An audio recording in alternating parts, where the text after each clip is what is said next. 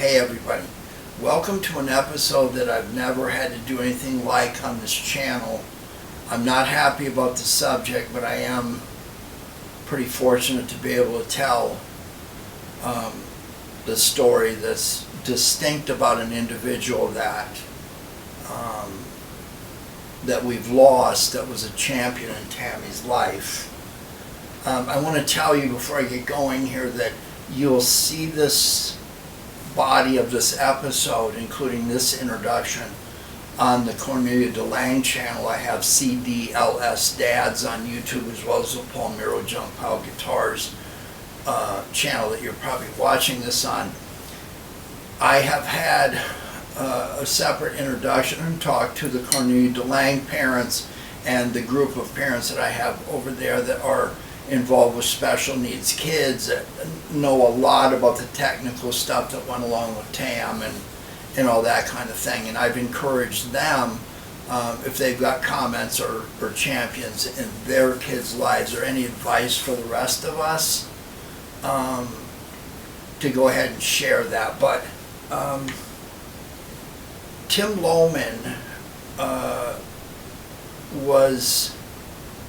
there was a lot of things he was, starting off with just an awesome person that had time for everybody, and he was a musician, he was a graphic artist. I want you to know that Tim Lowman is the one that did my logo. And it's my intent to kind of walk you through the story here. And I did a live episode on Instagram the other day and covered some of this, but I want you to think about what life looks like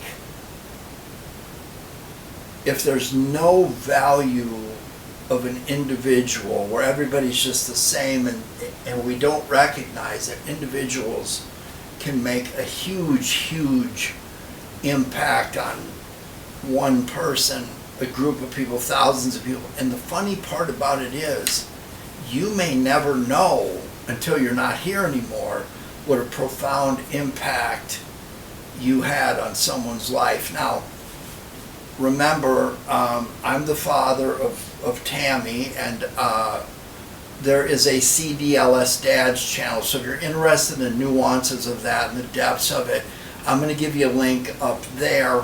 It's very different than the guitar channel, just like my school board stuff is very different than the other ones. But let me frame what Tammy was to me and what she appeared to be to the world. By the way, this is Tammy. We've talked about that mandolin in the picture and her saying this is Fred.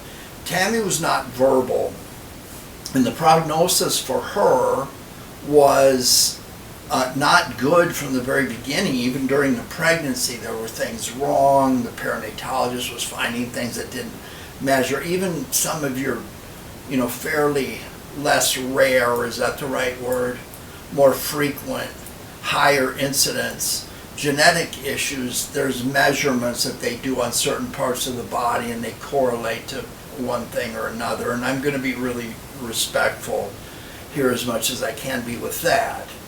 But this was something very different. And in fact, there were a couple times where this is so different that you would be well within your rights to not have this baby, which is it's Tam. Come on, right?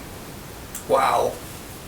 Thinking about that, that's just my feelings. You feel any way you want, but people that knew me before Tam, they're like, dude, we're glad you had Tam, that's for sure. Anyway, I don't want to make light of serious stuff, but yeah, Tam's life was anything but a tragedy. So at the end of it, from the very beginning all the way up, would you feed the baby? The baby's not growing, the baby's not communicating, the baby's not meeting any milestones. It's like, again, this isn't funny, but all you're hearing is, your child is in the 2 percentile, your child is in the 1st percentile. It's kind of like, is there anybody out there that is worse than Tam at anything? I remember thinking that, is there just one thing that she can do?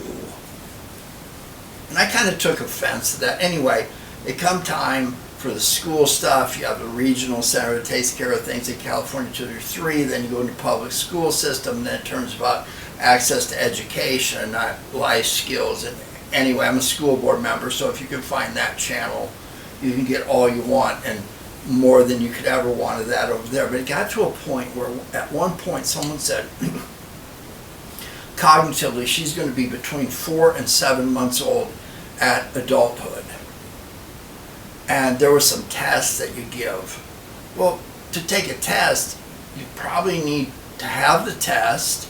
You probably need to have been taught the material. You might want a paper and a pen or something. But Tammy had none of these tools. She was not verbal. She was her fine motor skills. So the test was stacked against her completely.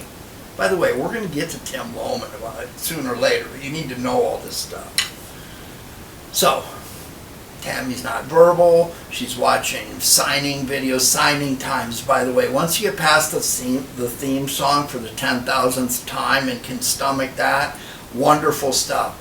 But by the time Tammy passed away, she knew hundreds, literally hundreds of signs for some of the most obtuse things, even stuff that we made up that would make you laugh. But the person giving her the test was a psychologist, didn't understand sign language. She had approximations of sign language because her fine motor skills. There was every excuse in the world to put her in this little box and give up. So, I said, what is telling you that 4 to 7 months old is it? What's a lack of emerging math skills? I'm thinking, I haven't seen many 8-month-old, that's the break point where you suddenly become Einstein in comparison to Tam, right? That you're going to be 8 months old. You're crawling around with Texas Instruments calculator, and Harvard is already after you to go to their college program. It's like, no. Well, what does this mean? Lack of emerging math skills. So I tried to, in my own Texas oil field educated way, say to the person, what does that look like? That they can recognize that there's nothing there, or there's a ball there, or something square. Yeah, something like that. I refused to accept this because it was a long way for her to go to be an adult, and I already knew music has lines, and it has marks, and it has flags, and it has circles. Some of them are bigger than others, some of them are solid, some of them are half full, this is like 4-dimensional algebra. So if you can understand music, meaning you can rock back and forth, and you can recognize beat, you have to have some mathematical aptitude, regardless how many times you fail the Wisco test, where you can't stack the blocks the way the guy wants you to stack them. So I had this bright idea. What if I could show someone that Tam understood music? So they have these things called IEP meetings. It's important you know the background here. This will make you interesting at the dinner party when you get old, because no one's impressed with, how many beers you can drink at a certain age. Anyway, let me get something to show you. You need to see this. Okay, so I have the answer in my head. I'm thinking, if I can make a musical instrument and Tam can play it, I have just defeated this cockamamie theory. Now, I want you to recognize something. Back in 1720 to 1750, when this cello was first made, real, you didn't have YouTube. You had to actually do apprenticeship, so you couldn't be a YouTube luthier. So I decided I'm going to make a guitar, and I'm going to get on the internet and find out how to make one out of the common thing. So, you ever stop to think about how many millions of coffee cans are in the landfills or cigar boxes? So I get one of these. There's kind of a craze going on, and I run across a guy named C6 Steve. If you don't know his music, you should. Don't blame me, but it's cool. He fills stadiums in Europe, and he's got people from Led Zeppelin playing with him, but over here nobody knows who he is. So I find he's got this guitar he made out of a cigar box. And so I made one. It had matchbooks on the neck.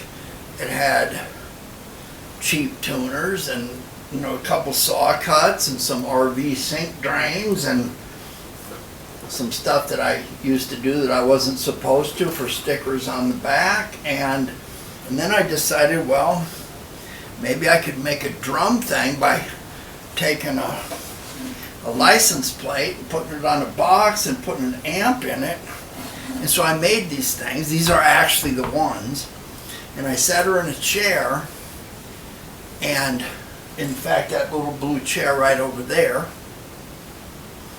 And what do you know, she strummed the guitar like this and then stomped her foot, and I caught it on film, and I took it into the IEP meeting, and it was a moment of victory right there. Remember that old television show Victory at Sea where it had the battleships going? It was like that. And I saw some people, because special education people, they want to help people, and then they find out it's not funded right, and the administrators, they want to worry more about, you know, who gets the scholarship. And it's like there were smiles going on in the room, like finally somebody has done something great. So music opened the door. So next thing come about communication. I want you to think about something. What if everything you said was contextual, meaning it had something to do with a life function? I have to eat, I have to go to the bathroom, I ache. Yeah, we're not talking about marriage communication after your 50th anniversary or anything like that. This is just regular. What if a kid, all they could say was yes, no, and be responsive to dog-like commands? What would your life be like if it was like that? So, well, that's what happens to these kids when they're not verbal. So Tammy's not verbal, right? She never did say a word. And the sign language, no one wants to recognize that because there's nuances about sign language. It's about, you know, whether it's mom or grandma or all this other stuff. And it's just what's lacking is nonverbal children don't get the opportunity to say, like, I like this. I like being your friend. I like swinging with you. It's always, do you need to go to the bathroom? Are you hungry? Did you eat? Do you hurt?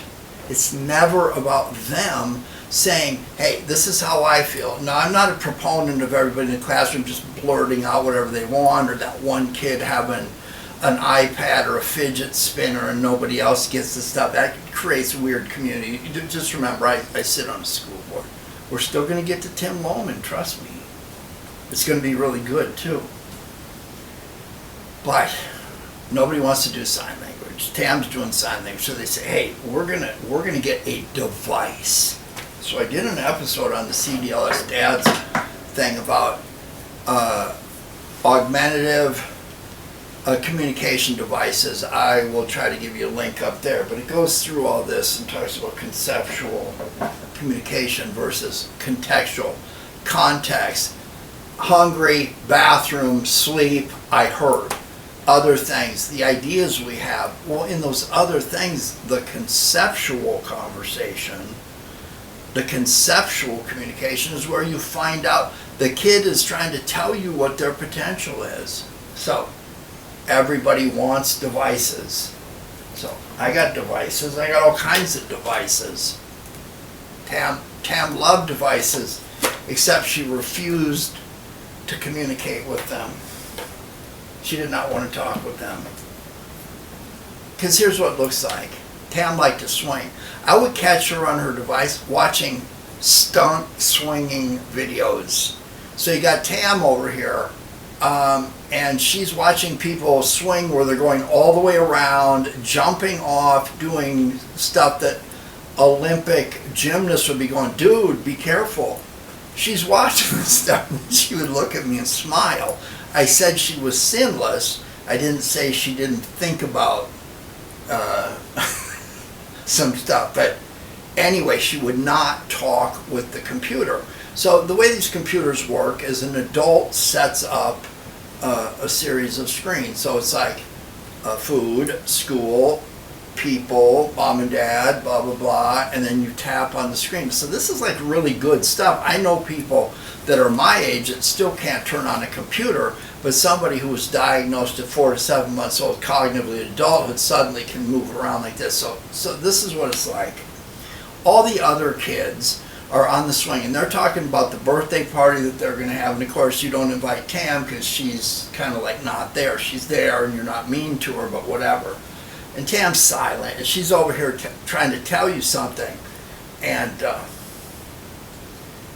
so you're supposed to like, she liked to swing. So here's what it would look like. I'm swinging. I'm Tam.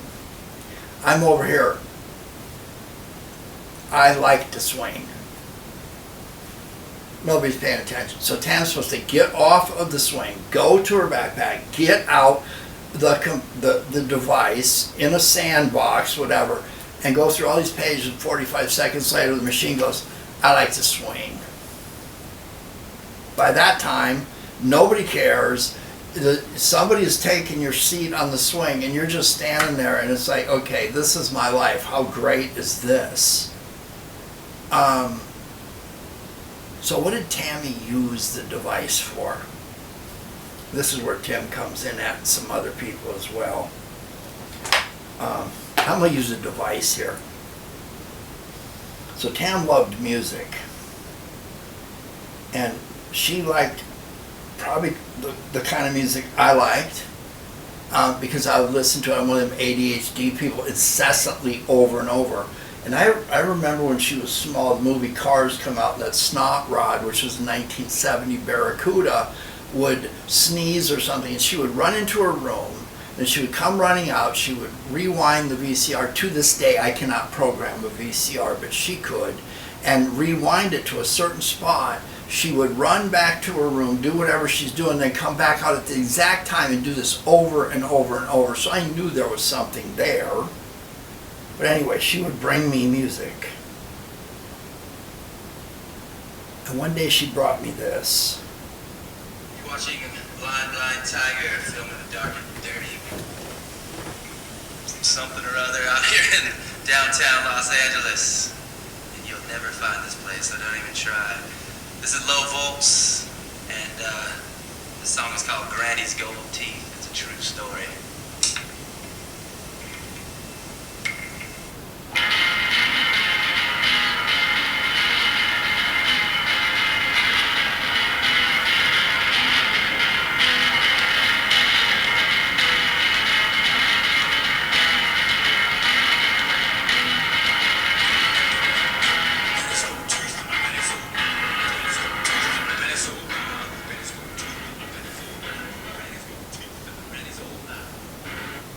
Okay, so I want you to check this out. Granny's Gold Teeth and Granny's Old Mouth. The song goes on and it says, gonna put them on a necklace, gonna put them in a pouch. So I'm hearing this, and okay, so you all know that we make guitars out of coffee cans and cigar boxes, and then, you know, my better stuff turns into arch tops that look like this. You ever seen one like this? Yeah, junk. But did you see that guitar? By the way, that was Tim Lowman. So I don't know Tim Lowman. Tam brings me this. This is Tim Lowman. And she's going teeth, sign. And she's talking about grandma, teeth. So she already had a sign for the song. She brings me this. And I think this is the craziest song I ever heard. Second verse. Granny said, boy, when I'm dead and gone, I'm going to put you in my will. I'm going to help you get along. For 63 years, I've had this gold in my mouth. Now I want you to have it, and I'm dying to get it out. And I'm thinking, I love this sound. I love the slide guitar. Give me a copyright strike so Tim gets the money, people.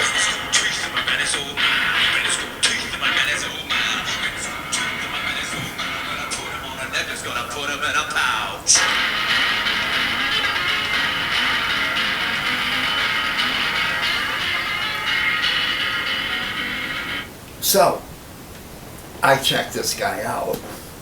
I'm like a detective of people. I start getting on the internet. I find out that this guy, Tim Lowman, is telling a story about his great-grandfather was a traveling gospel musician, and somehow he ended up, somebody owed him some money, and they didn't give him money. They paid him with a car, and somebody had been murdered in the car, and then the next thing you know, he's on death row in Texas, and he's going to go to the electric chair. And I'm like, this is crazy. So I start pulling records. I start looking at genealogy charts. I find out that these people were buffalo skinners on the line of Missouri and Kansas in the 1800s, and da-da-da-da-da. And the story all adds up, and there's a picture of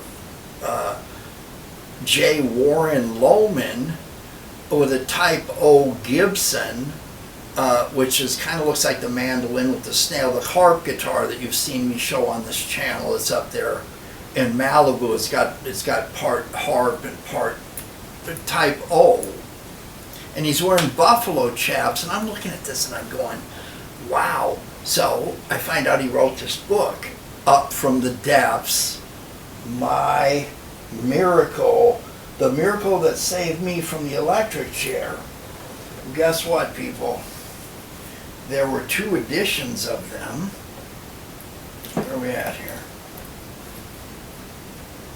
I got stuff piled up all over the place. There's 2 editions. This one and this one. Yeah, I got copies of both. And then I find out he made records. And here's one of them right here. This is a shellac record on the special label, The Preacher's Vacation, J. Warren Lowman, and Mrs. Lowman, accompanist. And on the other side, we have I'll Never Let the Devil Win, J. Warren Lowman,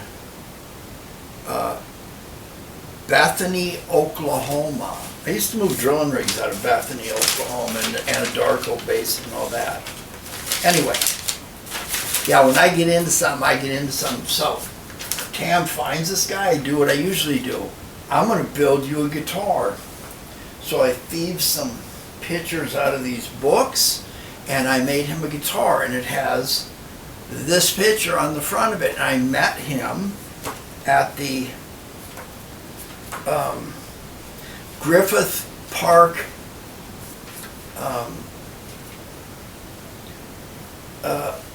Observatory. Now you want to remember, when somebody like me gets a hold of you, goes, hey, I'm going to do this and this and this, you're like, dude, I want to meet this guy in a public place, right? So there's my parking ticket from Friday, April 20th, a few years ago. Kendra was with me, Tam was with me, and we pulled out the camera and I filmed him playing what's a cigar box guitar that was themed about his great-grandfather. And of course the security guard comes and shuts us down and whatever, but I got my footage. So one thing leads to another, and I said, you know what? I'm making guitars out of coffee cans. Everybody does that, right? How many coffee can guitars have you seen? So Tim's in on it. He sends me, he does graphic artwork, and there's an arch top sitting in an electric chair. You see that right there? He sent me this, and this is the wrap for the coffee can. So I made him a guitar out of a coffee can. So there was something going on Mission Street in LA, the river, the LA River, which is a concrete channel now. I met Tim over there, had the camera going. He's playing on this. So on my Instagram channel, the very first post on that channel is Tim playing that guitar when he first got it. And I'm hearing him play. and this sounds familiar, and I got some kind of a soda can or something, and I'm over there going, your own personal Jesus. And the next thing you know, Tim's doing covers of Depeche Mode. It wasn't Johnny Cash, by the way. Johnny Cash did it too. But your own personal Jesus on this coffee can guitar, going all over doing it. And so Tam had signs for his song, Granny's Teeth, Jesus, personal Jesus, and she would play this stuff incessantly. So let's get into a device. We don't need it to talk, but we need it to play Tim Lowman's songs and disrupt the classroom, right? So, Hey there. I'm in the mood for something sci-fi. What should I watch? I can help you. I'm in the mood for something coffee can, Alexa. I'm gonna hold this where you can see it and hear it.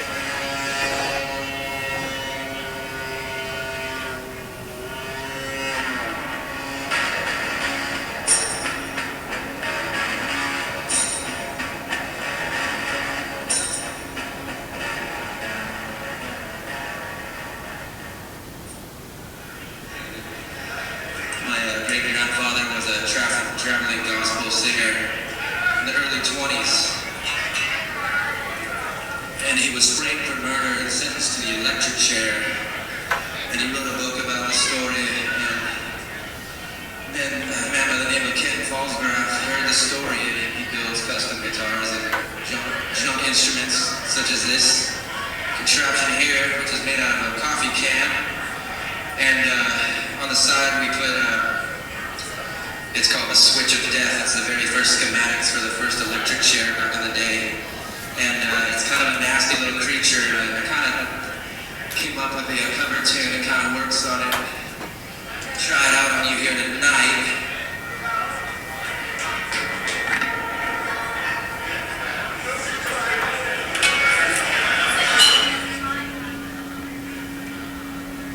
Reach out and touch faith.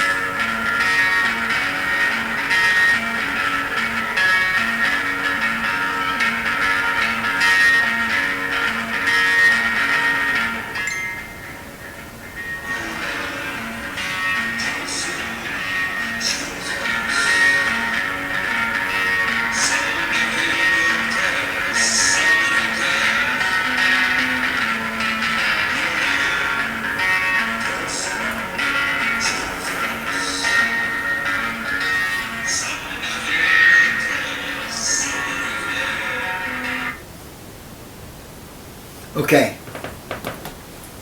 I need you to do some math here. Since the topic is math, we'll assume that we're all at least have an 8-month-old capacity to do math. And I've talked about this before. I want you to think about the value of an individual. And I want to do this in an exercise about time. So I'm going to say the word now a couple of times. When you hear me say the word now, I want you to just look around, think, and try to capture everything you can about that moment. I'm going to do this a couple of times. Let's do the first one now.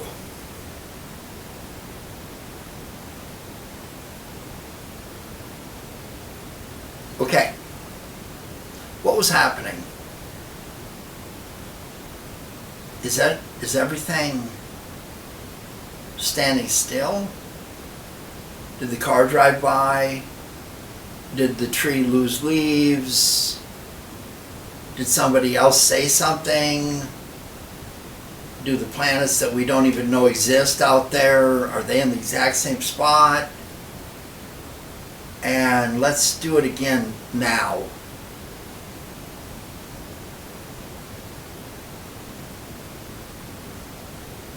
Okay, same question, except I need you to compare the two.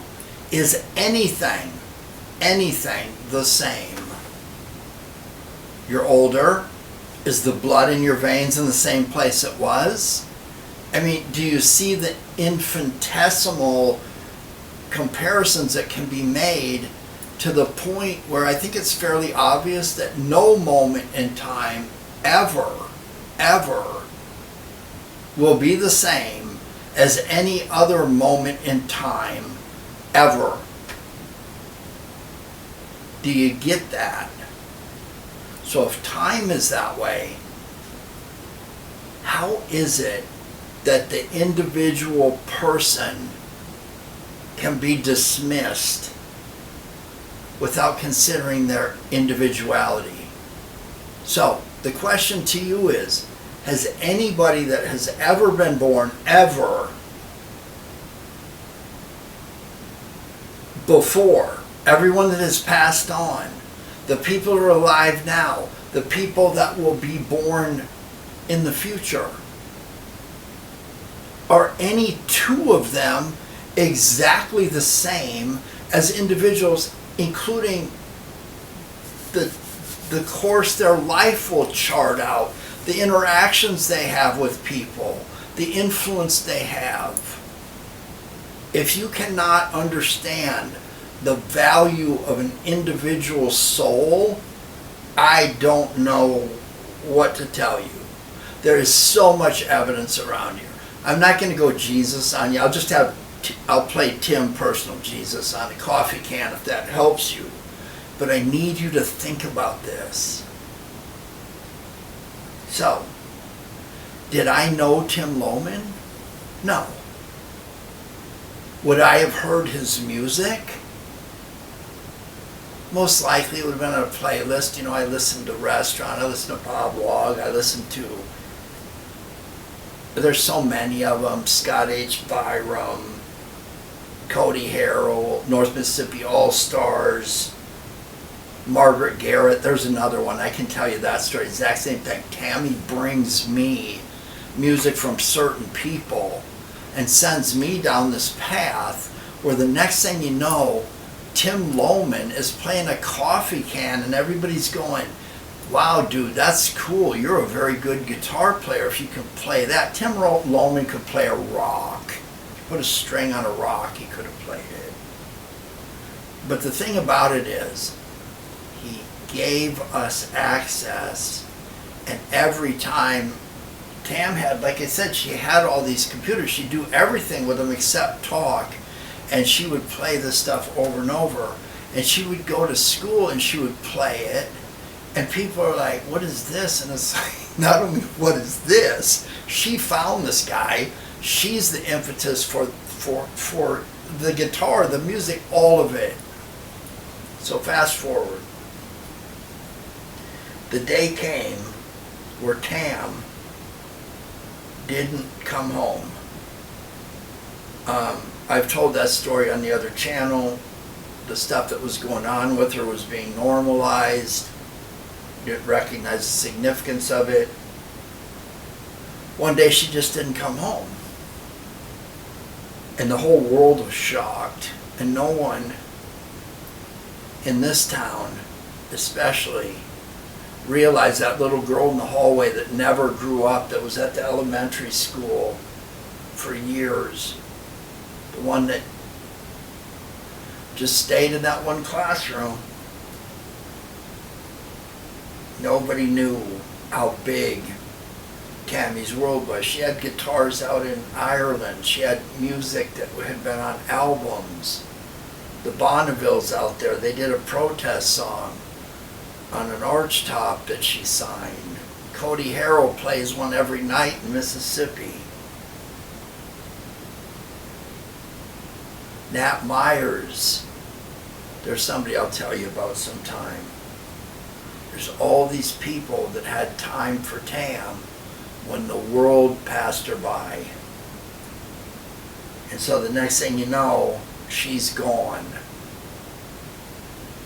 And some of these people were just devastated. And so I decided, you know, I was the school board president here, and somebody decided, you know, they told me, how are you going to let these people grieve her loss? It's not just about you. And the next thing you know, this little town blows up, and we've got a nice gymnasium. This town came together to build a high school campus. Before that, it was trailer houses. They wanted their community to be their community. We have some values in this community that are strong, good, honest people. Your name means something here. And I hope it's like that where you're at. But yeah, beautiful gymnasium. And the whole town came out. And I wanted to tell people, it was like, I wanted to send the message out so badly. No one is to be discounted. In this age now of, you know, everybody's in a group and we're all rating each other by this or that, and the value of the individual is discounted, and it's just crazy. So y'all know Fred from this channel. He came out because she would go up there, and she had people, Fred had people, he had some of the earliest connection to the Laurel Canyon people, the earliest rock and roll people. You don't know who's going to be in that shop. And she had a little workstation up there, and people would come in. If you've ever heard the song China Grove, the rhythm guitar, the guy would come in and say, "Hey Tam, how are you today?" She was really, really big out in the world, but nobody knew it. So at a memorial service, I got in the corner and I grabbed a thing and I said, "This is Tammy's world. She's got her little computer here, and she's waiting to be able to tell you something, that she's hungry or something. But what she's really wanting to do is she's really wanting to tell you what Tammy's world is like, because it's very exciting, and she wants to share it with you." And then there was a stairs that went up on the stage, and then there's all these guitars. Give me just a second here, this is rough. Okay, here we go, let's push through this. But the rest of the stage was full. It was full of pictures, it was full of guitars. I mean, this guitar came from Troy Murrah, from Restaurant. She had the coolest stuff, she had the coolest people. And it went down the stage, and I was explaining things. There are albums there. Margaret Garrett did a whole album on a cigar box, guitar we made her. There's just all kinds of representations of, 30 people had Tam's guitars that she signed, and nobody knew it. And then I got to the end, and I waited until the end, and the last story was about Tim Lowman. And all this stuff,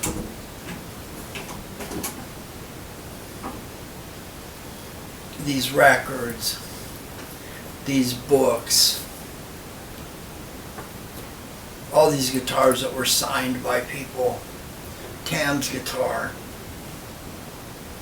And I was trying to tell Tim's story about how Tam brought me the computer. Tam found Tim, I didn't find Tim.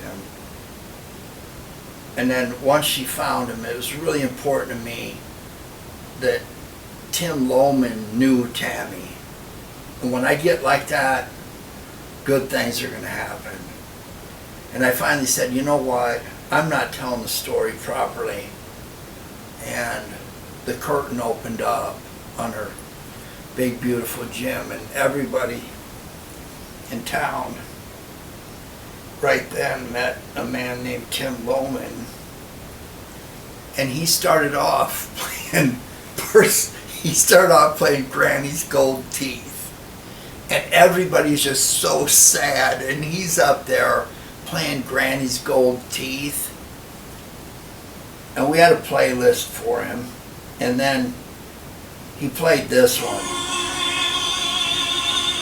Listen to this.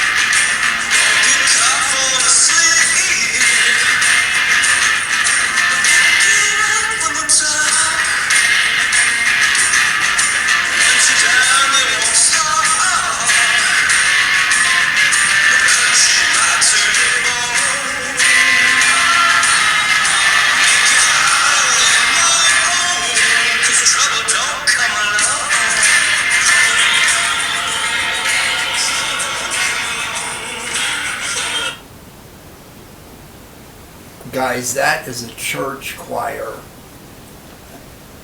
Anyway, he played her favorite songs, and then the last one was he pulled out the coffee can with this on it, and it had her signature on it. She signed all the guitars that went off to people. Some of these people have given me the guitars back. See, it says Tammy right there. She was never supposed to write her name. But he closed out. Do you want free internet forever? You got No, it. I want this Free computer, fiber this internet, ad switch not to go on forever.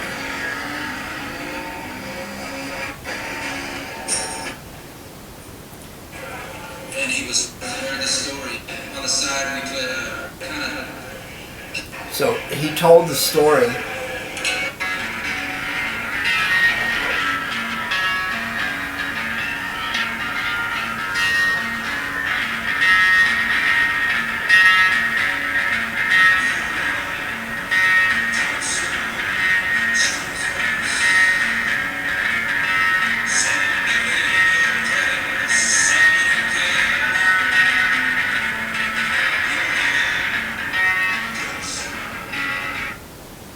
So let's get this right. She hears this guy, we find him, we build him a guitar, he signs it, he goes out. A lot of you have seen this guitar that you didn't even know what it was, just what is that? It sounds good. Yeah, he made it sound good. But Tam, I know she was there, and this is so difficult. It was like, is it possible that Tam was standing with Jesus and going, that song that guy's playing right now is about you? Yeah, she was sinless.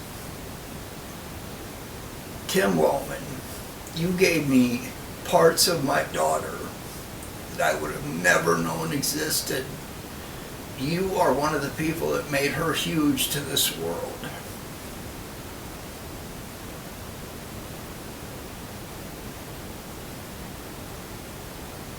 Yeah, you see her now.